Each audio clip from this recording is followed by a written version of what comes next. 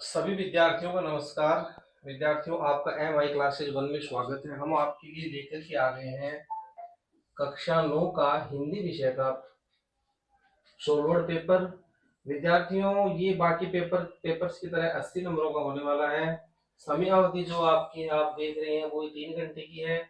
चलो जल्दी जल्दी इनके दिशा निर्देश पढ़ लेते हैं क्योंकि प्रश्न पत्र है वो काफी बड़ा है। और इस प्रश्न पत्र की विशेषताएं क्या है मैं आपको बता देता हूँ कि इसमें से 20-30 नंबरों का रिपीट होने की पूरी पूरी संभावना होती है। और आप जब हमारे चैनल पे विजिट करेंगे तो आपको सभी पेपर MI क्लासेज 1 पे जाएंगे तो वहां पर प्ले लिस्ट मिलेगी आपको हर सब्जेक्ट की। क्या नाम से मिलेगी? एनुअल एग्जाम 2025-26 के नाम से हर सब्जेक्ट वाइज। उसमें पूरे के पूरे जितने भी सब्जेक्ट आपके हिंदी अंग्रेजी उन सभी सब्जेक्टों की ऑल सब्जेक्टों के आपको सोलवर्ड पेपर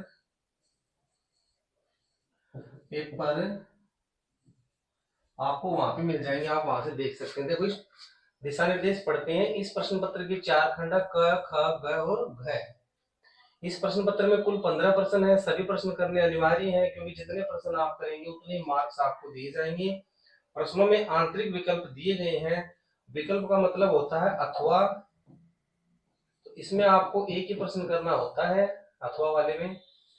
प्रश्नों के उत्तर दिए गए निर्देशों का पालन करते हुए लिखिए। जो भी निर्देश दिए गए जैसे शब्द सीमा उसमें 100 की है या 50 की है या 20 से 30 की, उतनी शब्दों की समय सीमा के शब्द सीमा के अंदर आप पेपर का हल करें।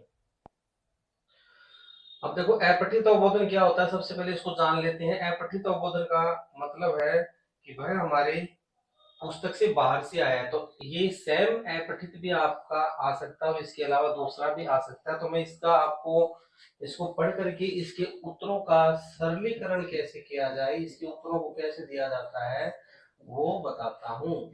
उत्तरों का सरलीकरण। देखो आज भी निशा समुद्र के किनारे भाग भाग कर आती जाती लहरों के साथ शंख और सीपियां बीन रही थी। लड़की निशा वो शंख और सीपियां उठा रही थी क्योंकि लहरें आती हैं उनके साथ में। समुद्र की लहरों के साथ में शंख और सीपियां आती हैं। कभी कोई लहर जब किसी मछली को भी वहां छोड़ जाती तो निशा उसे उठाकर वापस पानी में फेंक देती। जब कोई मछली तड़पती थी बाहर तो उसको निशा उठा के वापस पानी में डाल देती। उसका तड़पना उससे देखा नहीं जाता था। यही क्रम बहुत देर से जारी था। अब धूप काफी हो चुकी थी। निशा खेलते हुए थकी नहीं रही थी। निशा की जो दादी है वो भी दूर बैठी निशा की यह भागदौड़ देख रही थी। जब उन्होंने देखा कि निशा वापस आने का नाम ही नहीं ले रही तो उन्होंने उठते हुए उसे आवाज दी। क्या कहा? निशा बेटे चलो बहुत देर हो रही है। निशा पर अभी भी उनकी आवाज का कोई असर नहीं हुआ था और वह पहले की तरह भागते हुए कभी कुछ उठाती तो कभी कुछ। लहरों के साथ खेलते हुए दूर चली जाती। दादी जी ने पास जाकर उसका हाथ पकड़ा और जबरदस्ती खींचती हुई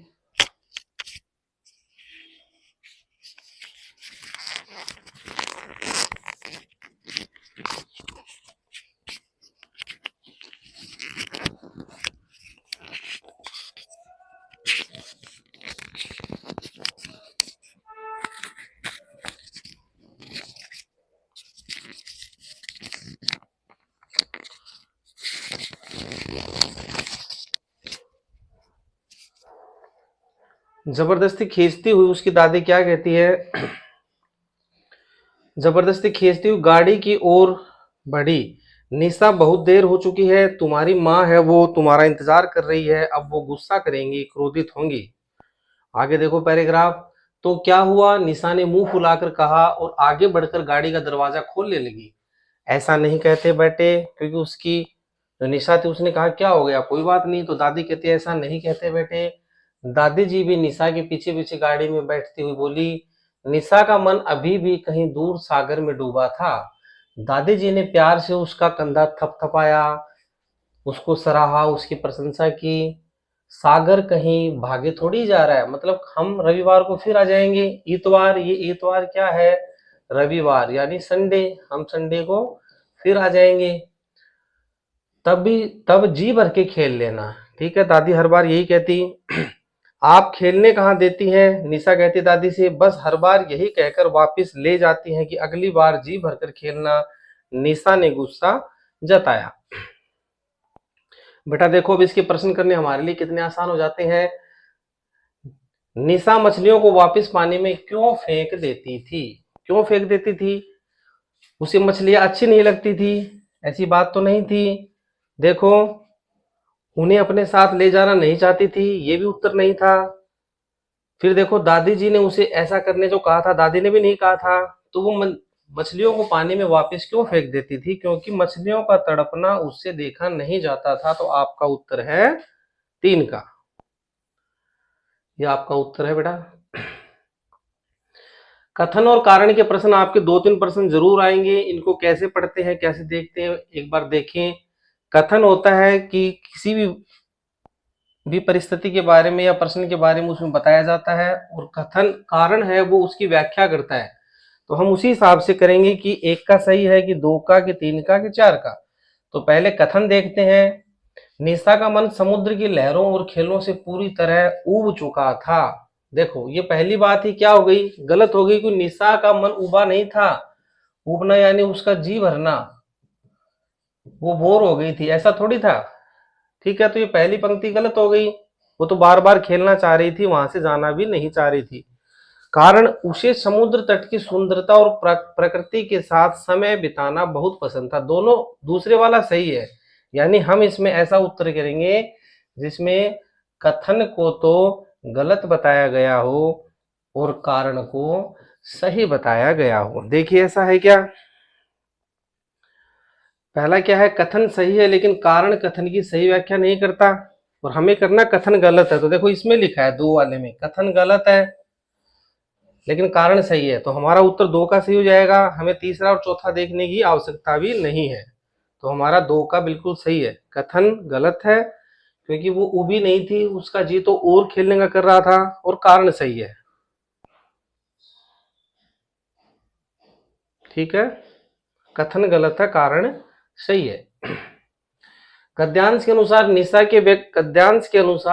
के व्यक्तित्व में कौन सी विशेषताएं झलकती हैं? बताओ, निशा कैसी थी? प्रकृति से प्रेम करने वाली, बिल्कुल सही। जीवों पर दया करने वाली, बिल्कुल सही। जीवों पर हिंसा, तो हिंसा तो क्या होता है, लड़ाई झगड़ा, उनको मारना काटना, तो ऐसी थोड़ी थी वो। तो ये गलत हो गया। फिर है सागर से घृणा करने वाली। घृणा किसे कहते हैं? ईर्ष्या, ईर्ष्या, क्रोध। ठीक है, तो वो ईर्ष्या थोड़ी करती थी, वो तो सागर से प्रेम करती थी। तो हम ऐसा उत्तर चुनेंगे जिसमें पहला और दूसरे को सही बताया गया हो। तो देखो, पहला उत्तर हमारा है कथन 1 और 2 सही है। ठीक है, तो उसके नीचे चलने में हमें टाइम खराब करने में फायदा नहीं है। आगे चलेंगे, कथन 2 और 3 सही है, कथन 3 और 4, क्योंकि हमें पहला पहला मिल गया। कथन 1 और कथन 2 सही है, इन दोनों पे हमने राइट का टिक लगाया था। तो उत्तर हो जाएगा विकल्प हमारा पहला।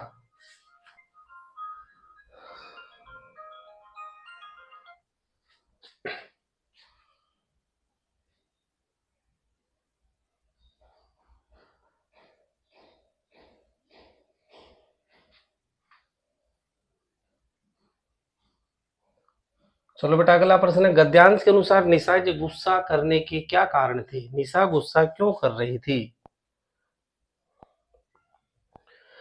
निशा इसीलिए गुस्सा कर रही थी क्योंकि दादी जी उसे खेलने नहीं देती थी, और हर बार यह कहकर वापस ले जाती थी कि अगली बार जी भरकर खेल लेना, अगली बार जी भरकर खेल लेना। ठीक है, यही उसके गुस्से का, उसके क्रोध का कारण था। बड़ा सरल प्रश्न है, याद कर लेना इसको। अगर हूबहू प्रश्न आता तो आपको करके आना है। अगला प्रश्न देखिए, गद्यांश में निशा का मन अभी भी कहीं दूर सागर में डूबा था। इस वाक्य से क्या अभिप्राय है? वाक्य देखो बेटा, कितना अच्छा वाक्य है। निशा का मन अभी भी कहीं दूर सागर के अंदर डूबा था। ठीक है, तो इसका उत्तर देखो, कितना प्यारा उत्तर है। इस वाक्य से अभिप्राय है कि निशा का मन अभी भी समुद्र और वहां के खेल में लगा हुआ था। उसके अंदर डूबना यानी उसके अंदर ही अभी उसका मन था, वो जाना नहीं चाह रही थी। वह वहां से आ तो गई थी, अपने घर पे, लेकिन उसका ध्यान और मन अभी भी सागर में ही था। अगले प्रश्न में चलते हैं विद्यार्थियों। निम्नलिखित काव्यांश को ध्यानपूर्वक पढ़कर दिए गए प्रश्नों के उत्तर दीजिए। काव्यांश कहते हैं कविता को। बेटा ये कविता है, ये पोइम आप इसको मान लीजिए। काव्य का अंश दीर्घ संधि हुई है, काव्यांश। काव्य कहते हैं किसी कविता पाठ को, काव्य धन अंश मिलके आपका ये बना है काव्यांश। कौन सी संधि है? दीर्घ संधि का ये उदाहरण है। तो ये काव्य क्या है, ये कविता क्या है, हम इसको पढ़ते हैं। जिसे सूझ कर भी नहीं सूझ पाता, यानी सूझना यानी दिखना। जिसे सूझ कर भी नहीं सूझ पाता यानी नहीं दिख पाता, देख कर भी जो नहीं देख पा रहा। नहीं बात बिगड़ी हुई जो बनाता, जो बिगड़ी हुई बात, कोई भी बात बिगड़ जाए घर परिवार के अंदर, उसको बनाता नहीं है वापिस। फिसल कर संभलना जिसे है न आता, फिसल जाए और फिसल कर जिसको संभलना नहीं आता, यानी गिर के उठना नहीं आता। नहीं पांव उखड़ा हुआ जो जमाता, अगर कोई व्यक्ति के ऊपर समस्या आ गई, शारीरिक समस्या या कोई बीमारी आ गई, या वो अपने जीवन में पीछे हट गया, तो उखड़ा हुआ पांव अगर उसने दोबारा नहीं जमाया, दोबारा से उसने अपने जीवन में कमाना शुरू नहीं किया, अच्छी दिनचर्या शुरू नहीं की, पड़ेगा उसके मुखों पर क्यों न ताला, तो वो पीछे ही रह जाएगा। सदा ही सहेगा वह क्यों कसला कसाला, और वो हमेशा ही दुखों को सहन करेगा, क्योंकि उसने वापसी नहीं की अपने जीवन के अंदर। दुखों से हटके उसने अच्छी दिनचर्या, अच्छा कमाना, व्यायाम वगैरह शुरू नहीं किया, और दुखों को भगा करके उसने सुख की कामना नहीं की। वो उसमें डूब करके रह गया, उसने अपने आप को नशे में डुबो लिया, चकनाचूर हो गया वो। रंगे जो नहीं रंगतों में समय की, नहीं राह कांटों भरी जिसने तय की, बहुत है कांपती जिसे बात भय की। जिसने कांटों भरी राह, कांटों भरी राह से मतलब क्या है, जो मार्ग हैं, जो रास्ते हैं, वो कांटों से भरे अगर होंगे तो वो हमें क्या मजबूत बनाएंगे, हमें सुदृढ़ बनाएंगे, हमें कुछ जीवन से सिखाएंगे। ये पैराग्राफ, ये गद्यांश, क्षम्यताम पद्यांश, काव्यांश है, उसको हम पद्यांश भी बोलते हैं। पद्यांश, काव्यांश। अब देखो इससे संबंधित प्रश्न पूछे जाएंगे, ये मैंने आपको बड़ी अच्छे प्रकार से समझा दिया। प्रश्नों में चलते हैं। अच्छा फिर थोड़ा सा और बचा है भैया। नहीं तान जिसने सुनी नीति नए की, जिसने तान नहीं सुनी नीति रूपी ने, जो नीति पे नहीं चला, नीति रूपी तान नहीं सुनी, गला फिर क्यों न उसका फंसेगा, तो उसका गला तो फंसेगा ही, क्योंकि उसको नीति पे चलना ही नहीं आता। उजड़ता हुआ घर न उसका बसेगा, और उसका घर है वो उजड़ेगा जरूर। नहीं देखता जो कि क्या हो रहा है, न अब भी जगा जो पड़ा सो रहा है, बुरे बीज अपने लिए बो रहा है। जो अभी भी जगा नहीं है, जगने से अभिप्राय क्या है विद्यार्थियों, जो कि लोभ, नशे या बुराइयों से जगा नहीं है, बुराइयों से जग करके जिसने अच्छा कार्य करना शुरू नहीं किया है, जो जीवन पथ पर चलना जिसने शुरू नहीं किया है, वो अभी भी सो रहा है। बुरे बीज अपने लिए बो रहा है, वो अपने लिए बुरे बीजों को बो रहा है। और बुरा बीज जो जैसा बोएगा, जो जैसा बोएगा वो वैसा ही क्या करेगा, वैसा ही काटेगा। बचा मान जो दिन ब दिन खो रहा है, और जो अपना मान सम्मान दिन पर दिन खो रहा है, भला ठोकरे खाएगा वह न कैसे, रसातल चला जाएगा वह न कैसे, और वह रसातल में धंसा चला जाएगा। कविता के अनुसार कैसा व्यक्ति जीवन में असफल होता है, कैसा व्यक्ति असफल होता है? बेटा देखो पहला ऑप्शन, जो समय पर सही निर्णय लेता है, तो ऐसा व्यक्ति तो कभी असफल नहीं होगा, तो ये तो उत्तर नहीं हो सकता। प्रश्न हमें कह रहा है कविता के अनुसार कैसा व्यक्ति जीवन में असफल होता है, कैसा व्यक्ति है जो असफल होता है, व्यक्ति को छांटना है। दूसरा, जो समय के साथ नहीं बदलता है, तो ये ऑप्शन कुछ मजबूत है। तीसरा, जो गिरकर संभलना जानता है, तो ये ऑप्शन भी नहीं हो सकता, क्योंकि ये तो सकारात्मक है, वो व्यक्ति तो आगे बढ़ेगा जो गिरकर संभलना जानता है। चौथा, जो डरपोक और आलसी नहीं है, तो वो भी सकारात्मक ऑप्शन है, वो भी जीवन में आगे बढ़ेगा। जो समय के साथ नहीं बदलता है, ये ऑप्शन सबसे अलग है। जिसने समय के साथ अपने को नहीं बदला, वो व्यक्ति क्या होगा, जीवन में असफल होगा। ठीक है। काव्यांश में बुरे बीज अपने लिए बो रहा है पंक्ति से क्या अभिप्राय है। व्यक्ति बुरे बीजों से खेती करता है, व्यक्ति बीजों को पहचान नहीं है, व्यक्ति दूसरों की बातों में आ जाता है, व्यक्ति अपने ही विनाश का कारण है। देखो, काव्यांश में बुरे बीज अपने लिए बो रहा है पंक्ति का आशय क्या है, व्यक्ति अपने ही विनाश का कारण है। वो अपने लिए पहले बुराई करता है तो उसका फल भी उसे बुराई के रूप में ही मिलेगा। व्यक्ति अपने ही विनाश का कारण है। कथन और कारण को पढ़कर उपयुक्त विकल्प चुनिए। कथन है, कवि ने निष्क्रिय और भयभीत व्यक्ति की आलोचना की है। ऐसा व्यक्ति समय के साथ चलने और परिस्थितियों से जूझने में असमर्थ होता है। दोनों ही सही है। कवि ने निष्क्रिय किसे कहते हैं, जो कार्य नहीं करता, जो आलस्य में पड़ा रहता है, कार्य नहीं करता। और भयभीत यानी डरा हुआ व्यक्ति की आलोचना की है। क्यों? ऐसा व्यक्ति समय के साथ चलने और परिस्थितियों से जूझने यानी परिस्थितियों से लड़ने में असमर्थ है, क्योंकि वो उसने अपने जीवन को चमकाया ही नहीं है। दोनों ही सही है, तो हम ऐसा ऑप्शन चुनेंगे जिसमें कथन और कारण दोनों सही है। पहला ऑप्शन है कथन सही है लेकिन कारण सही व्याख्या नहीं करता, हमें ऐसा ऑप्शन नहीं चुनना। हमें चुनना है जिसमें इन दोनों को सही बताया गया है। कथन गलत है लेकिन कारण सही है, ये ऑप्शन भी नहीं होगा। कथन सही और कारण कथन की सही व्याख्या करता है, ये ऑप्शन सही हो जाएगा। कथन भी सही है और कारण ने उसकी सही व्याख्या की है।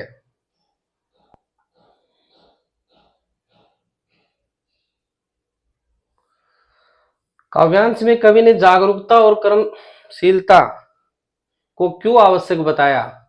इस काव्यांश के अंदर कवि ने जागरूकता को और कर्मशीलता को इसीलिए आवश्यक बताया है क्योंकि जो व्यक्ति सजग नहीं है, जो अपने भले बुरे को नहीं जानता, अपने अधिकारों को नहीं जानता, समय रहते कार्यों को नहीं करता और कर्म नहीं करता, वह जीवन में असफल हो जाता है। उसे कठिनाइयों का सामना करना पड़ता है और वह अपने पतन का कारण स्वयं बन जाता है। काव्यांश में सुख और दुख कसाला के बीच क्या संबंध है। दुख को हम क्या कहते हैं, कसाला। तो काव्यांश के अंदर जो व्यक्ति प्रयास नहीं करता और संघर्ष से डरता है, देखो कितनी अच्छी लाइन है, संघर्ष से कभी डरना नहीं चाहिए, वह दुख सहता है, जीवन भर दुखी रहता है। सुख पाने के लिए मेहनत और साहस क्या है, बहुत जरूरी है, बहुत ही अनिवार्य है, अन्यथा जीवन में केवल दुख ही मिलता रहेगा।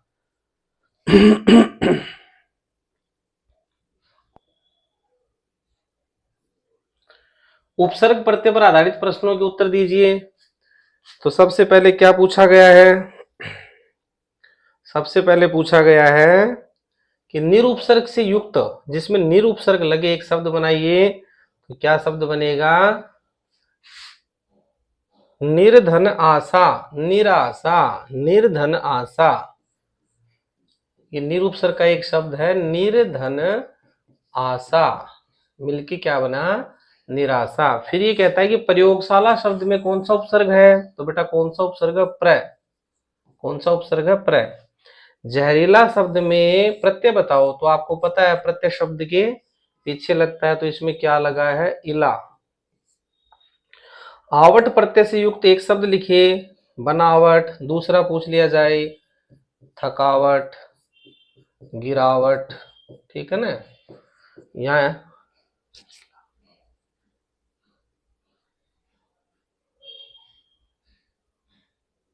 प्रयोगशाला के भी आप और लिख सकते हैं, लिख के प्रयोजन, प्रयोग, ठीक है ना।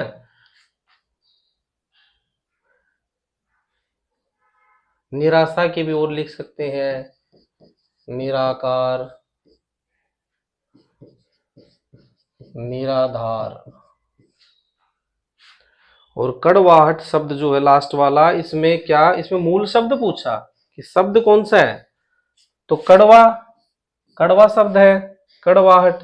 ठीक है, कड़वाहट में कौन सा शब्द है, कड़वा। आगे चलते हैं, समास पर आधारित प्रश्नों के उत्तर दीजिए। तो जो देश के लिए भक्ति, देश के लिए भक्ति समास विग्रह के लिए समस्त पद देशभक्ति, चतुर्थी तत्पुरुष समास का यह उदाहरण है, चतुर्थी तत्पुरुष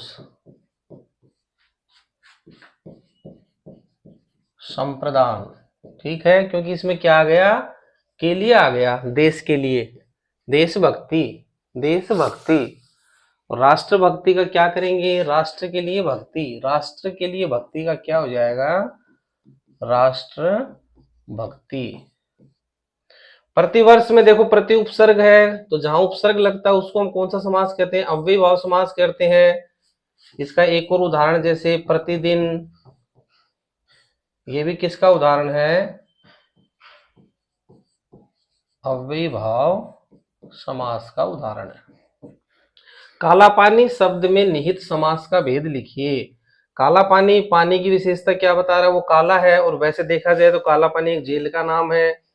ठीक है, तो इसमें कर्मधारय समास है, विशेषण विशेष्य कर्मधारय समास है, जैसे कि काला सांप।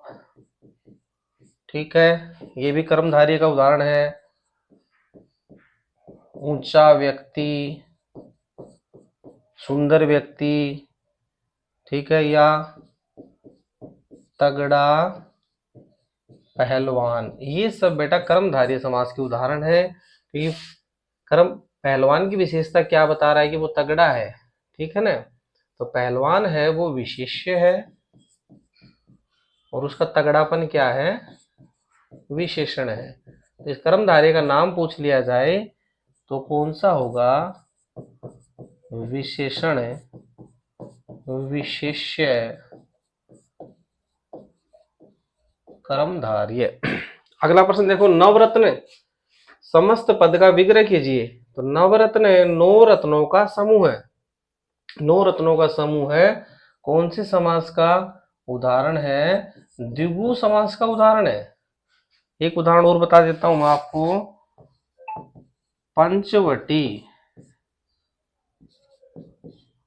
समास विग्रह 5 वटो, वट किसे कहते हैं, वृक्षों को कहते हैं, 5 वृक्षों का समाहार। ठीक है, बहुब्री समास का उदाहरण चतुर्भुज, 4 भुजाओं वाला। तो 4 भुजाओं वाला कौन है, ब्रह्मा भी है, बहुत से देवता हैं, चतुर्भुज। ठीक है, और बताऊं बहुब्री का उदाहरण, लंबोदर, जिसका उदर लंबा है, कौन है, गणेश जी। अलग अर्थ निकला ना, लंबोदर बहुब्री का क्या अर्थ होता है, गणेश, है ना। त्रिनेत्र, त्रिनेत्रधारी कौन है, शिव, ये भी आपका क्या है, बहुब्री का उदाहरण है, बहुब्री समास का। ठीक है, दशानन भी, दशानन भी आपका क्या है बेटा, बहुब्री समास का उदाहरण है। अर्थ की दृष्टि से वाक्य भेद पर आधारित प्रश्नों के उत्तर दीजिए। शायद तुमने ठोकर मारकर जूता फाड़ लिया, शायद तुमने ठोकर मारकर जूता फाड़ लिया, प्रश्नवाचक वाक्य में बदलना है। देखो क्या लग गया बेटा, कितना सरल है, क्या तुमने ठोकर मारकर जूता फाड़ लिया, क्या लगते ये प्रश्नवाचक हो गया। ठीक है, इसके अनेकानेक वाक्य आप बना सकते हैं। दूसरा वाक्य जैसे मैं बनाता हूं,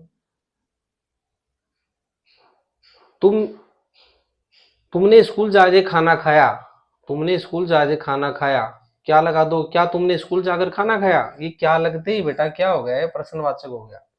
अगला देखो, कलिंग पोख का रास्ता खुला नहीं था, विधानवाचक वाक्य कैसे बनेगा इसका, कलिंग पोख का रास्ता बंद था। भाई खुला नहीं था का मतलब वो क्या था, खुला नहीं था, तो वो बंद था, ये वाक्य बन गया इसका। आगे देखो, क्या होरी का गोदान हो गया, इसको संदेह में डालिए। संदेह क्या होता है कि पता नहीं चले हुआ कि नहीं हुआ, शायद लग गया बेटा, देखो शायद होरी का गोदान हो गया होगा।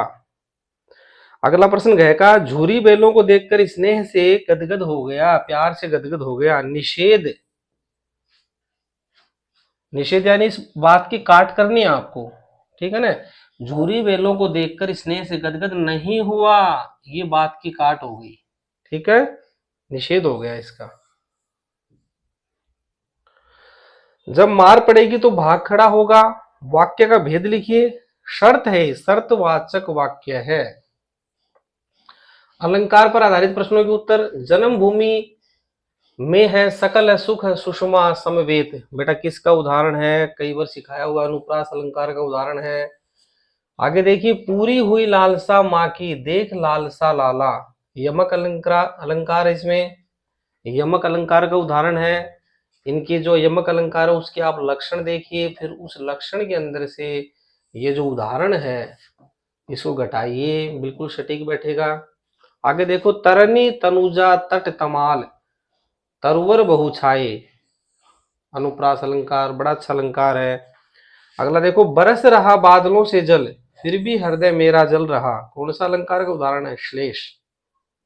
सुमन को ढूंढत फिरत कवि व्यभिचारी चोर, बहुत अच्छे, देखते ही पता चल रहा है बेटा रूपक अलंकार का उदाहरण है।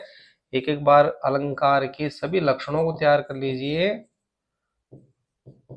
और उसमें इन उदाहरणों को घटा करके देखें।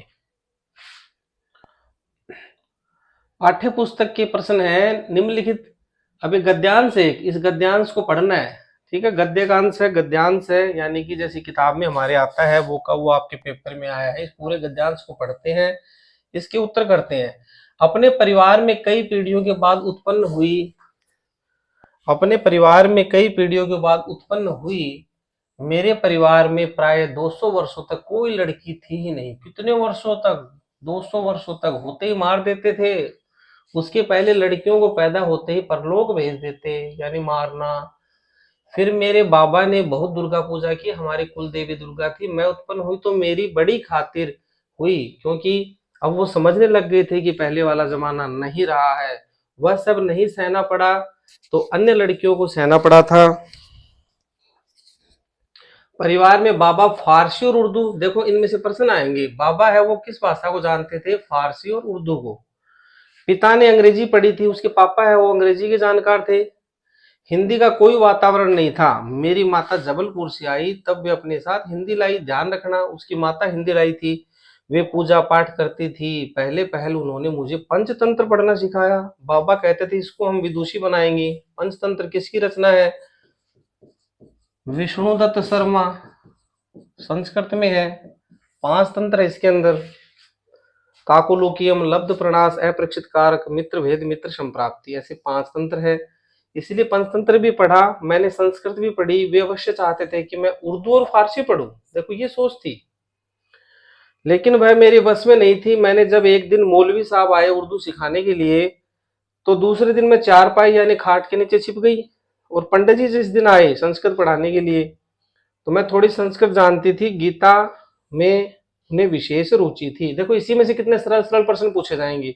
गद्यांश को हटाता हूं मैं, गद्यांश को आप 2 बार पढ़िए, फिर इसके उत्तर कीजिए। अगर आप नहीं कर पाते हैं तो कमेंट में लिखिए। गद्यांश के अनुसार लेखिका के परिवार के बारे में कौन सी बातें सही हैं, देखो कथन 1 और 2 सही है। हम देख लेते हैं, समय हमारे पास है कम है, हम चारों का डिस्कस नहीं करेंगे। पहला कथन क्या है, परिवार में 200 वर्षों तक कोई लड़की नहीं हुई, ये बात हमने पढ़ी थी। दूसरा देखो, परिवार की कुल देवी दुर्गा। अब तीसरा और चौथा नहीं मिलेगा।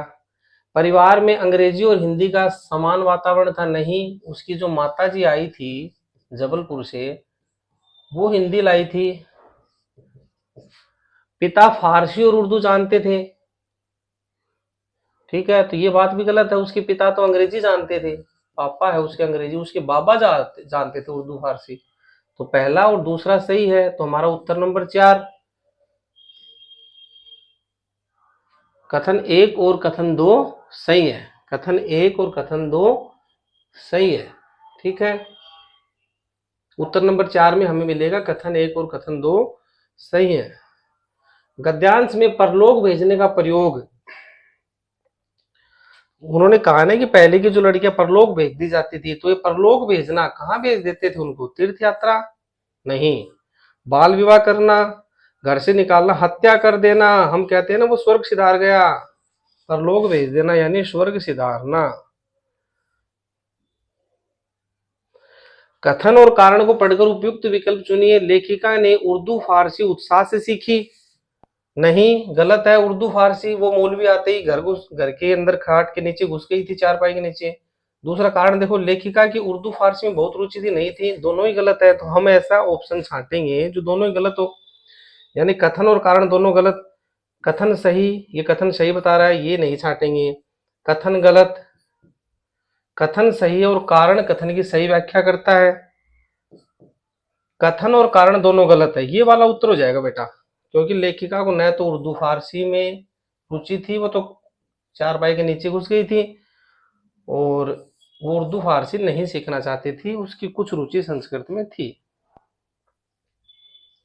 तो कथन और कारण दोनों गलत। गद्यांश के अनुसार लेखिका की मां से जुड़ी कौन सी बातें सही है? देखो बेटा, करो इसको। वह जबलपुर से आई थी, ये बात सही थी। वह थोड़ी उर्दू जानती थी? नहीं, वो तो हिंदी जानती थी, ये गलत। उनकी गीता में विशेष रुचि थी, ये बात सही थी। वह धार्मिक थी, ये बात सही थी। तो हम ऐसा ऑप्शन चुनेंगे 1 3 4 जिसमें आए। तो 1 3 4 देखो इस 4 वाले में आ रहा है, 1 3 4, तो उत्तर नंबर क्या हो जाएगा? 4। गद्यांश के अनुसार लेखिका के पिता को कौन कौन सी भाषा आती थी? तो वो अंग्रेजी के जानकार थे। किसके जानकार? निम्नलिखित पठित काव्यांश के आधार पर इन प्रश्नों के उत्तर देने हैं। मैंने आपको बताया काव्यांश एक कविता का, एक पद्य का हिस्सा होता है। तो ये आपके सामने दी हुई है, कबीरदास जी के दोहे हैं इसमें। हस्ती चढ़िए ज्ञान को, आपको ज्ञान रूपी हाथी पे बैठने के लिए कह रहे हैं। हाथी कैसा हो? ज्ञान रूपी। सहज दुलीचा डारी, और जो दुलीचा है, जो कंबल ओढ़नी है, जो चद्दर दुशाला ओढ़ना है, वो कैसा ओढ़ना है? सहज, सरलता का, तब आपको ज्ञान मिलेगा। श्वान रूप संसार है, ये संसार क्या है? कुत्ता है, भौंकता रहेगा आपके पीछे। भूखन दे झक मार, इसको झक मारने दो, ऐसी तैसी कराने दो। काबा फिरी काशी भया, मैं जब काबा गया मुस्लिमों के पवित्र तीर्थ स्थान पे, तो वो काशी बन गया। और राम ही भया रहीम, मैंने जब जाना कि राम कौन है, तो राम रहीम है, अर्थात दोनों एक हैं। राम और रहीम दोनों एक हैं। अद्वैतवाद, समझ गया मेरी बात? राम और रहीम, ईश्वर है वो एक है। मोट चून मैदा भया, बैठा कबीरा जिम। मोटा आटा होता है, गेहूं पिसवाते हैं तो उसे चून कहते हैं। बारीक होने पे क्या बन जाता है? मैदा बन जाता है। लेकिन उसकी जो प्रकृति थी वो पहले क्या था? पहले वो गेहूं था। मोटा हो गया तो आटा, पतला हो गया तो चून। बैठी कबीरा जिम, ऊंचे कुल का जन्मिया, जय करनी ऊंच न होई। अगर व्यक्ति ऊंचे कुल के अंदर जन्मा है और उसकी जो करनी है वो नीच है, वो बुरे कार्य करता है, मदिरा पान करता है, जुआ खेलता है। सुबरन कलश सुरा भरा, साधु निंदा हुई। सुबरन कलश, कलश है एक घड़ा है, एक मटका है। सुबरन कलश, स्वर्ण का, सोने का, सोने का यानी सोने का घड़ा है, लेकिन सुरा भरा, उसमें मदिरा भरी है, शराब है। तो भी जो साधु जन है, जो सज्जन लोग हैं, वो उसकी क्या करेंगे? निंदा ही करेंगे। यानी व्यक्ति अगर ऊंचे कुल का है और उसके कार्य नीच है, ठीक है, वो मदिरा पान करता है, जुआ खेलता है, पर स्त्री गमन करता है, अनेकानेक जो भी बुरे कार्य है, तो वो ऊंचे कुल का होने के बावजूद भी क्यों वो क्या है? नीच है। देखिए अब इसके प्रश्न उत्तरों को हम देखते हैं। प्रस्तुत दोहे में संसार की तुलना, तो उन्होंने कहा था ना कबीरदास जी ने, ये संसार तो कुत्ते की तरह है, भोगता रहेगा। तो पहला प्रश्न हो गया उत्तर कुत्ते से। संसार ने तुलना किससे की है? कुत्ते से। अगला देखिए, प्रस्तुत दोहे के संदर्भ में कौन से कथन सत्य हैं? ज्ञान के लिए साधना और संयम आवश्यक है, बिल्कुल सही बात है, इसको सही कर देते हैं। हिंदू मुस्लिम में भेदभाव का विरोध किया गया है, ये बात भी सही है, क्योंकि उन्होंने कहा था ना जी, काबा है वो काशी बन गया, काबा है काशी बन गया, और जो रहीम है वो क्या बन गए? राम बन गए, या राम है वो रहीम बन गए। कुल से व्यक्ति की श्रेष्ठता सिद्ध होती है, कुल से व्यक्ति की श्रेष्ठता सिद्ध नहीं होती, इसको हमने काट दिया। सोने के कलश की साधु सदा ही निंदा करते हैं, देखो यहाँ पे हमको फंसाया गया है, सोने के कलश की निंदा नहीं करते वो, अगर जो कलश है वो सोने का हो, कलश कैसा हो? सोने का हो, लेकिन उसके अंदर क्या है? शराब है, तब उन्होंने निंदा की, तो इसको भी हमने काट दिया। तो हम ऐसा उत्तर करेंगे जो पहला और दूसरा सही हो। तो कथन 1 और कथन 2 सही है, बस आगे हमें ध्यान ही नहीं देना है, कथन 1 और कथन 2 सही है, ठीक है, तो उत्तर हो जाएगा इसका पहला, ठीक है। बेटा आपके अभिभावक भी देखते हैं, आप अपने अभिभावकों को बताते भी हैं कि MI क्लासेज है, वो लगातार आपके लिए कार्य करता है, हर सब्जेक्ट के हमने मॉडल पेपर डाले हुए हैं, प्ले लिस्ट बनी हुई है, यूट्यूब चैनल हमारा ये प्ले लिस्ट ऑल सब्जेक्ट की बनी हुई है, ऑल सब्जेक्ट की आपको मिल जाएगी, क्या नाम से मिलेगी? आपको मिलेगी annual exam, annual exam class 6 से लेकर के 10 तक की ऑल सब्जेक्ट की, अलग अलग, Sanskrit, Hindi, math, social science, science सबकी मिलेगी, ठीक है। तो प्ले लिस्ट में जाकर के आप सारे पेपर देख सकते हैं। अगर कोई भी अभिभावक हमें सपोर्ट करना चाहता है तो वो सुपर चैट के माध्यम से हमें सपोर्ट कर सकता है, हमारा उत्साह वर्धन कर सकता है कि हम आगे ऐसे ही कार्य करें, इससे भी अच्छा करें। बाकी जो एजुकेशन है, जो शिक्षा है हमारे चैनल पे, वो आपको बिल्कुल फ्री दी जाती है, अभी भी फ्री दी जाती है और आगे भी फ्री दी जाएगी। आप खाली सुपर चैट कर सकते हैं अगर अभिभावक चाहें तो, बाकी पढ़े आगे बढ़े, हम तो यही चाहते हैं। चलो अगला प्रश्न देखो, कथन और कारण को पढ़कर उपयुक्त विकल्प चुनिए। कबीर ने राम रहीम की एकता दर्शाने के लिए आटे और मैदे का उदाहरण दिया, बिल्कुल सही है, उन्होंने कहा था कि आटा और मैदा एक ही है। कारण देखो, आटा और मैदा दोनों ही गेहूं से बनते हैं, वैसे राम रहीम एक ही ईश्वर के रूप है, दोनों सही। हम ऐसा उत्तर चुनेंगे जिसमें दोनों सही बता रखा है, कथन सही है लेकिन व्याख्या सही नहीं है, व्याख्या सही है उसकी, कथन गलत है लेकिन कारण सही है। हमें ऐसा चुनना है जिसमें कथन और कारण दोनों को सही बताया गया है, कथन सही है और कारण कथन की सही व्याख्या करता है, तो 3 का उत्तर क्या हो गया? बिल्कुल सही हो गया।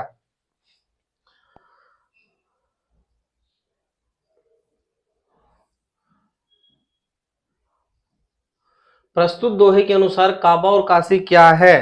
काबा और काशी क्या है? 2 तीर्थ स्थलों के नाम हैं।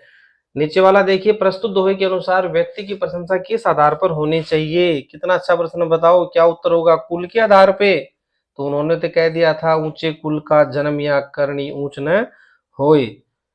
धन के आधार पे या पद के आधार पे? नहीं, उन्होंने कर्म के आधार पे व्यक्ति का क्या तय किया है कि उसकी प्रशंसा है वो कर्म के आधार पे होनी चाहिए, वो कार्य कैसे करता है।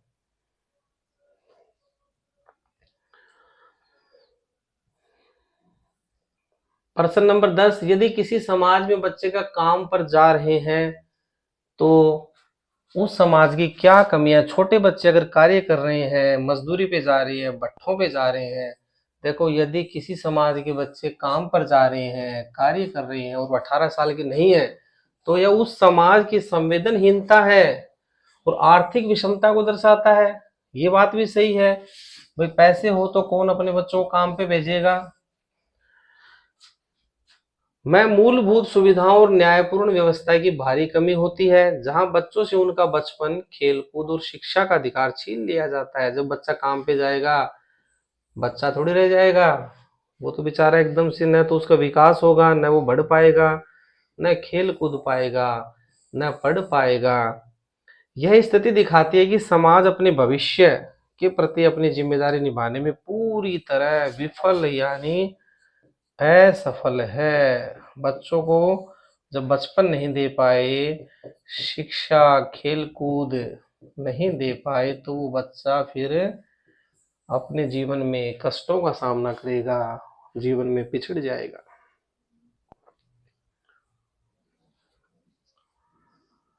कविता मेघ आए में मेघों के आने पर पेड़ और तालाब ने क्या किया? बड़ा अच्छा उत्तर है बेटा इसका।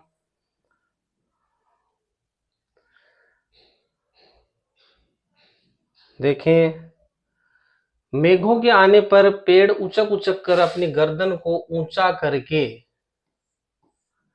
उन्हें देखने लगे, मानो वे मेहमान का स्वागत कर रहे हो, उनका वेलकम कर रहे हो। तालाब खुशी से भर गया और वह मेहमान, मेहमान कौन था? मेघ, पानी से भरे जो काले बादल थे। मेघ के पांव पखारने के लिए परात भरकर पानी ले आया। ठीक है। अगला प्रश्न है, कविता जो है ग्रामश्री, पढ़ी ना आपने बड़े अच्छे से, इसमें वर्णित गांव की कोई दो विशेषताएं बताएं। देखो, पहली विशेषता है ग्रामश्री जो कविता के अनुसार गांव की प्राकृतिक सुंदरता अद्भुत है। देखो, सबसे बड़ी बात, वहां पेड़ पौधे बहुत हैं, हरियाली बहुत है, पहली विशेषता हो गई। पहली विशेषता यह है कि वहां के खेतों में दूर दूर तक मखमली हरियाली फैली हुई है, मैंने बताया ना, प्राकृतिक सौंदर्य, पेड़ पौधे बहुत है। दूसरी विशेषता की बात करते हैं, यह है कि पेड़ों पर लदे फल, रंग बिरंगे फूल गांव को स्वर्ग जैसा बनाते हैं। कैसा बनाते हैं? स्वर्ग जैसा बनाते हैं। ये दो विशेषताएं आपकी ग्रामश्री कविता के आधार पर है।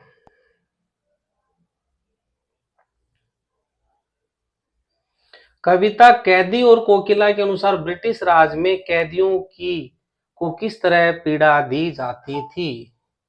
ब्रिटिश राज जो था, जब अंग्रेजों का राज था, आप सबको पता है वो कितने बेकार होते थे। तो वो कैदियों को जेल की काल कोठरियों में रखा जाता था, उन्हें भरपेट भोजन नहीं मिलता, कि वो भोजन देंगे तो जिंदा रहेंगे और बाहर आएंगे तो दोबारा क्रांति करेंगे। और उन्हें कोल्लू चलवाने जैसे कठिन शारीरिक श्रम। अब कोल्लू क्या होता है? तेल निकालने के लिए बैल को चारों तरफ आंख में पट्टी डाल के ऐसे घुमाया जाता है, तो वैसे बैल की जगह उन आदमियों को जोत दिया जाता था, तो उनका सर घूमता रहता है, उसके चारों तरफ घूमने से उन्हें मानसिक और शारीरिक रूप से भी प्रताड़ित किया जाता, यानी कष्ट दिया जाता। आगे देखो,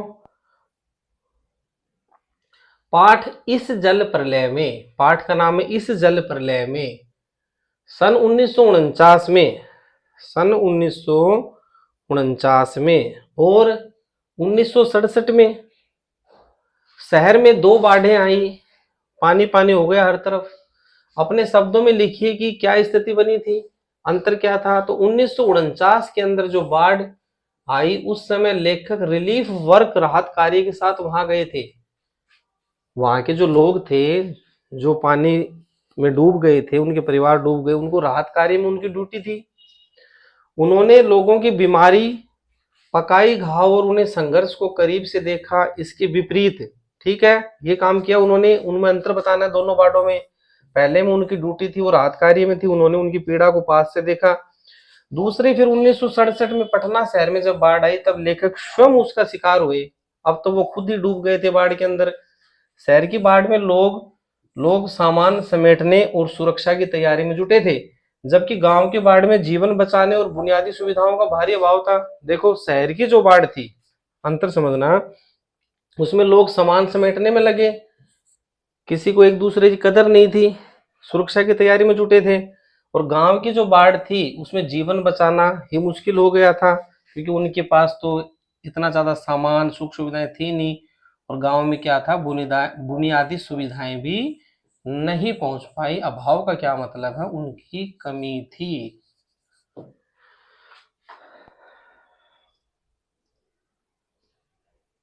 ये प्रश्न आप, मैंने इसको हटा दिया है, इसके जो मैंने इस पे लिखा था, अब आप इसको याद कर सकते हैं अलग से, ठीक है ना। अगला प्रश्न ख का देखिए, लेखिका मृदुला गर्ग की बहन रेणु की तरह किसी भी स्त्री का अपनी इच्छा से कहीं जाना आना और निर्णय लेने के अधिकार का स्त्री जीवन में क्या महत्व है।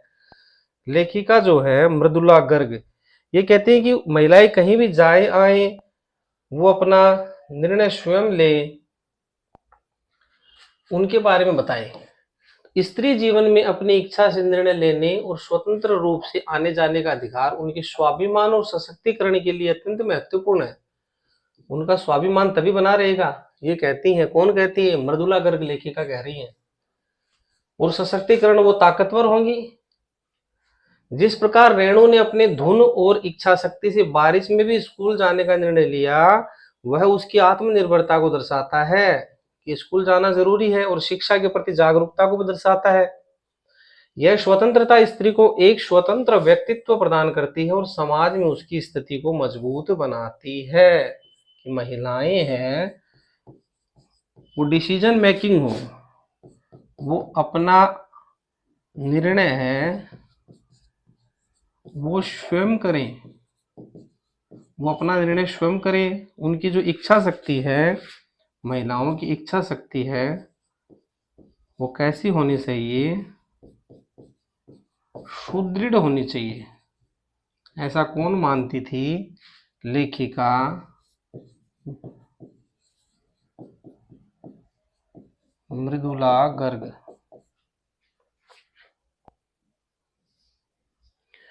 क्या गृहस्थी को सुचारू रूप से चलाने में स्त्री की उच्च शिक्षा बाधक है?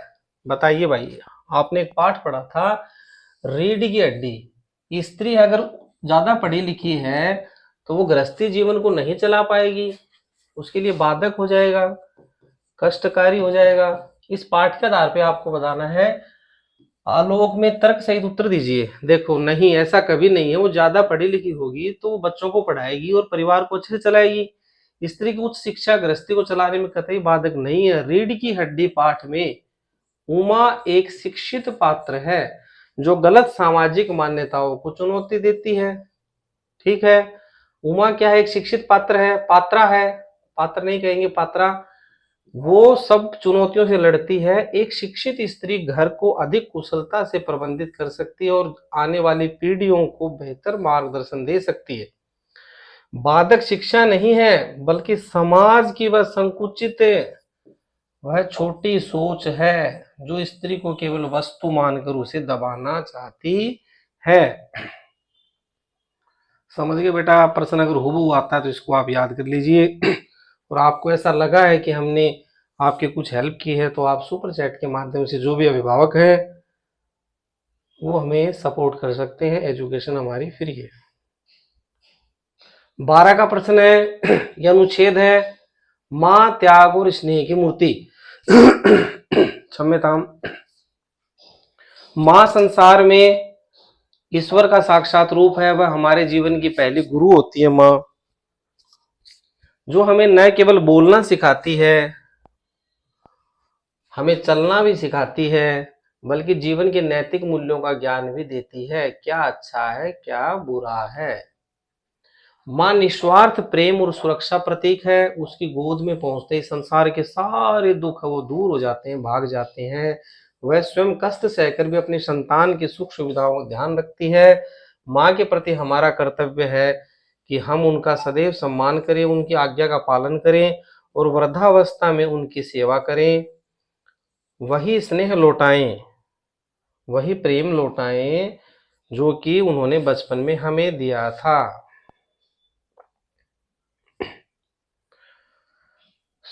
ठीक है, फिर हमें लिखना है, सोशल मीडिया जो आजकल चल रही है, इंस्टा, फेसबुक, जो भी चल रहा है, वो वरदान है या अभिशाप यानी श्राप है? वो अच्छी है कि बुरी है? अच्छी बातें हैं वो वरदान होंगी, बुरी बातें हैं वो। देखो, आज के युग में सोशल मीडिया हमारे जीवन का अभिन्न अंग है। मोबाइल के बिना तो कोई काम नहीं होता। इसके माध्यम से हम दुनिया भर की जानकारी पल भर में प्राप्त कर सकते हैं और महत्वपूर्ण सामाजिक मुद्दों पर जागरूकता फैला सकते हैं। यह शिक्षा संचार के लिए एक वरदान है, क्योंकि मोबाइल के अंदर हम समाचार सुनते हैं, पैसों का आदान प्रदान करते हैं, परंतु इसका अत्यधिक उपयोग समय की बर्बादी का कारण। देखो, ये ध्यान दो, लोग क्या करते हैं, घंटों इसमें खोए रहते हैं। जिससे उनका शारीरिक और मानसिक स्वास्थ्य कमजोर पड़ जाता है। अंततः यह हम पर निर्भर करता है कि हम इसका विवेकपूर्ण, देखो सबसे बढ़िया बात कही, किसी चीज का यूज करना है तो विवेक के साथ करो, ज्ञान के साथ करो, कितना करना है कितना नहीं करना। यदि हम इसे अपनी प्रगति का साधन बनाएंगे तो क्या है, अगर प्रगति के अंदर बढ़ाएंगे, अपनी उन्नति के अंदर इसको बढ़ाएंगे तो क्या है, वरदान है। अन्यथा ये क्या है, अभिशाप है। हद से ज्यादा अगर इसका यूज करेंगे तो अभिशाप है। पर्यावरण संरक्षण के ऊपर आपको एक छोटा सा निबंध लिखना है, इसके ऊपर पैराग्राफ लिखना है। तो देखो, पर्यावरण हमारे जीवन का आधार है, लेकिन बढ़ते प्रदूषण के कारण आज यह संकट में है। वायु, जल और मृदा प्रदूषण ने पृथ्वी के संतुलन को बिगाड़ दिया है। पर्यावरण संरक्षण आज के समय की सबसे बड़ी आवश्यकता है। इसमें सरकार और नागरिकों दोनों की भूमिका महत्वपूर्ण है। जहां सरकार को कड़े कानून और योजनाएं बनानी चाहिए, वह नागरिकों को भी अधिक से अधिक पेड़ लगाने चाहिए, प्लास्टिक का त्याग करना चाहिए, जल की बर्बादी रोकनी चाहिए। यदि हम आज सचेत नहीं हुए तो आने वाली पीढ़ियों के लिए शुद्ध हवा, शुद्ध पानी मिलना क्या हो जाएगा, कठिन हो जाएगा।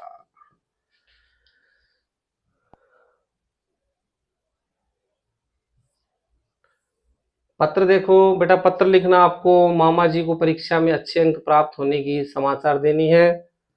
और आपका भांजे का नाम क्या है, सोहेल है। जो भी पेपर पे आता है वो आप कर दीजिए। मामा जी को बताना है आपके अच्छे अंक आया है। शब्द सीमा आपकी 100 होनी चाहिए। परीक्षा भवन दिल्ली, दिनांक लिख दीजिए। आदरणीय मामा जी प्रणाम। सबसे पहले भारतीय संस्कृति में प्रणाम किया जाता है, फिर अपने कुशल क्षेम बताई जाती है। मैं यहाँ कुशल हूँ, आशा करता हूँ कि आप भी सपरिवार स्वस्थ और आनंद के साथ होंगे। आपको यह जानकर अत्यंत प्रसन्नता होगी कि वार्षिक परीक्षा का परिणाम आ चुका है और मैंने 95% नंबर प्राप्त किए हैं, उसी के साथ प्रथम स्थान हासिल किया है। यह सब आपकी प्रेरणा, माता पिता के आशीर्वाद से हुआ है। मैंने इस सफलता का श्रेय आपके द्वारा दी गई मार्गदर्शन और पढ़ाई की तकनीकों को दिया है। आगामी छुट्टियों में मैं आपसे मिलने गांव आऊंगा। मामी जी को मेरा प्रणाम कहिएगा और छोटे भाई को बहुत सारा प्यार कहिएगा। आपका भांजा सोहेल। ठीक है बेटा, ये पत्र आपका पत्र है, तो उसका सब्जेक्ट चेंज हो सकता है, दूसरी चीज पे भी आ सकता है। बाकी जो ये पैटर्न है ये ऐसे ही रहेगा। दैनिक समाचार पत्र के संपादक को शहर की यातायात अव्यवस्था के बारे में बताना है। समाचार पत्र न्यूज़पेपर है, उसको बताना है कि जो आपके शहर की यातायात व्यवस्था और ट्रैफिक जाम बहुत होता है उसके बारे में बताओ। तो सेवा में इस संपादक महोदय, क्योंकि वो अखबार में छापेंगे तो अधिकारी उसका संज्ञान लेंगे। दैनिक भास्कर दिल्ली, दिनांक इतनी, विषय है शहर में बढ़ती यातायात अव्यवस्था और दुर्घटनाओं के संबंध में। मान लो 5 नंबर का है तो आपको 2 नंबर तो यहीं तक मिल जाएंगे। महोदय, मैं आपके प्रतिष्ठित समाचार पत्र के माध्यम से प्रशासन का ध्यान हमारे शहर की बिगड़ती यातायात व्यवस्था की ओर आकर्षित करना चाहता हूं। पिछले कुछ महीनों से शहर की मुख्य सड़कों पर घंटों जाम लगा रहता है और यातायात नियमों का उल्लंघन आम बात हो गई है। तो आप इसकी क्या करें, आप इसका, इस अव्यवस्था के कारण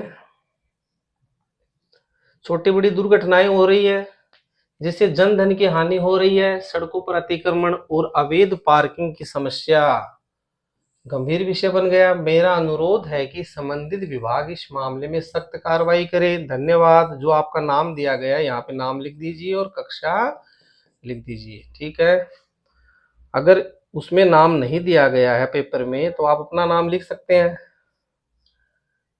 मेल लिखनी है बेटा, मेल आएगी आपके, देखो लघु मेल है, 100 शब्दों में लिखनी है।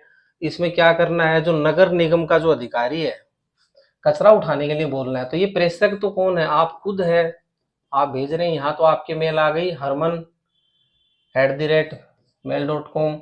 यहाँ देखो हेल्थ ऑफिसर, तो यहाँ जिसको भी मेल लिखनी है उसकी आईडी आएगी। जिसको भेजा जा रहा है उसे कहते हैं प्रेषित। ठीक है ना, जिसको भेजा जा रहा है। दिनांक आ गई, विषय आ गया। देखो यहाँ पे 2 नंबर पक गई। क्षेत्र में कचरा उठाने की अनियमितता के संबंध में शिकायत। महोदय, मैं हरमन इस मेल के माध्यम से आपका ध्यान हमारे वार्ड नंबर 12 कचरा प्रबंधन की बदहाली की ओर दिलाना चाहता हूँ। पिछले 1 सप्ताह से हमारे क्षेत्र में कचरा उठाने वाली गाड़ी नहीं आई। सड़कों के किनारे कचरे के ढेर लगे हुए हैं, जिससे दुर्गंध फैल रही है और बीमारियों का खतरा बढ़ रहा है। आपसे निवेदन है कि कृपया इस समस्या का संज्ञान ले और कचरा उठाने की व्यवस्था करें। ठीक है, धन्यवाद। भवदी है। कौन लिख रहा है? हरमन। ठीक है बेटा, विषय चेंज होगा, लिख के आना, आपको जरूर करके आना इस प्रश्न को। और हुबहू आ जाती है तो आप इसको याद कर लीजिए, मैंने साफ कर दिया इसको। लघु कथा संकेतों के आधार पर। मोबाइल की लत और पछतावा।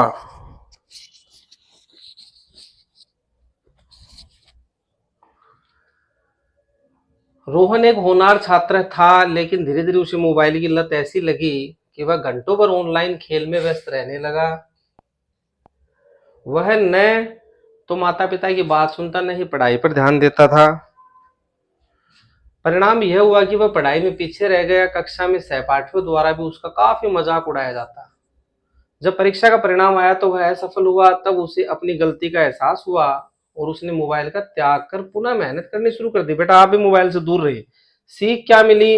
अति किसी भी चीज की बुरी होती है, समय का सदुपयोग ही सफलता है। तो जो भी आपका लघु लघु कथा लेखन आएगा, उसमें जो भी शीर्षक हो उसके ऊपर आप बेझिझक खूब लिख के आए। वो कुछ भी हो सकता है, पर्यावरण प्रदूषण, या हूबहू ये भी आ सकता है मोबाइल की लत और पछतावा। आप इसको तैयार कर लीजिए, ये बढ़िया लघु कथा लेखन आपका। माँ और बेटी के बीच आत्मनिर्भरता के महत्व को बताना है, एक संवाद करना है।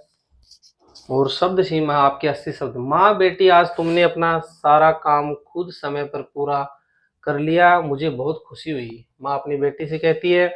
बेटी कहती है, हाँ माँ, अब मैं समझ गई कि आत्मनिर्भर होना चाहिए, अपना काम खुद करना चाहिए। माँ कहती है, बिल्कुल, आत्मनिर्भरता से न केवल हमारा आत्मविश्वास बढ़ता है, बल्कि हम जीवन की हर चुनौतियों का सामना करने के काबिल होते हैं। बेटी कहती है, इसके और क्या लाभ है? आत्मनिर्भर होने के लाभ बताओ। माँ कहती है, इससे हमें दूसरों पर निर्भर नहीं रहना पड़ता, हम स्वतंत्र रूप से सही निर्णय ले सकते हैं, यही सफलता की पहली सीढ़ी है। बेटी कहती है, मैं वादा करती हूँ कि मैं हमेशा आत्मनिर्भर बनने की कोशिश करूंगी।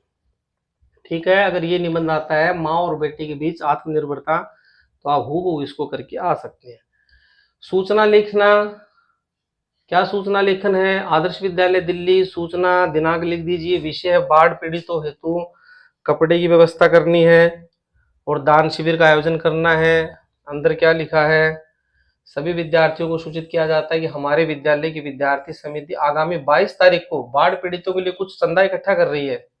दान शिविर, जो छात्र पुराने साफ कपड़े हैं आपके पास में, पुस्तकें दान करना चाहते हैं, वे दोपहर 2 बजे तक विद्यालय के मुख्य हॉल में अपना योगदान जमा करवाएं। आपकी एक छोटी सी मदद है, वो जाकर के उनके लिए बड़ी मदद बन जाएगी। अधिक जानकारी हेतु अधो हस्ताक्षरी से संपर्क करें। तो एलिना और पीटर, आपके पेपर में इनका नाम दिया हुआ है, और अध्यक्ष विद्यार्थी सेवा समिति। तो बेटा इस प्रकार से आपके ये 15 प्रश्न पूरे होते हैं, जो कि पेपर के अंदर आए हुए हैं, दिल्ली गवर्नमेंट ने आपको दे रखे हैं। तो इसको पेपर को आप 2-3 बार पढ़िए, क्योंकि इसमें से पेपर के रिपीट होने के प्रश्नों की प्रबल संभावना है। और अगर आपको अच्छा लगा है हमारा चैनल, तो हमें सपोर्ट करें और बाकी प्लेलिस्ट में जाकर के बाकी चीज़ें भी देखें। हर सब्जेक्ट की प्लेलिस्ट डली हुई है एनुअल एग्जाम नाम से, वो भी आप देखें। आप सभी का धन्यवाद। हाँ बेटा एक बात, चलो ये मैंने बता दी, प्लेलिस्ट के बारे में मैसेज आ रहे हैं बच्चों की कि सर मैथ का जो भी आपका नहीं हुआ है 9th क्लास का, तो वो प्लेलिस्ट सबकी डली हुई है, एनुअल एग्जाम नाम से सबकी प्लेलिस्ट डली हुई है ना। तो आप उसके अंदर जा सकते हैं, उसको सर्च करें, MI क्लासेज 1 पे आप जाएंगे, मैं लिख देता हूँ क्योंकि आपके ग्रुप पे शेयर किया जाता है, तो फिर आप वैसे ही उसको देख लेते हैं। सब्सक्राइब भी कई बच्चे नहीं करते, तो नाम लिख देता हूँ, AIMHIGHCLASSES1। इस पे प्लेलिस्ट पढ़ी है हर क्लास की, क्लास वाइज एनुअल एग्जाम करके। एनुअल एग्जाम करके हर क्लास की लिस्ट है, क्लास वाइज, क्लास 6ठी से लेकर के और 10वीं तक की आपको लिस्ट मिलती है। इसमें हर सब्जेक्ट की है। बहुत से बच्चे सोचते हैं संस्कृत की है, नहीं, अंग्रेजी की भी है, गणित की है, सब की है। तो आप वहां जाए, पढ़े, अधिकाधिक इसका लाभ उठाए। धन्यवाद।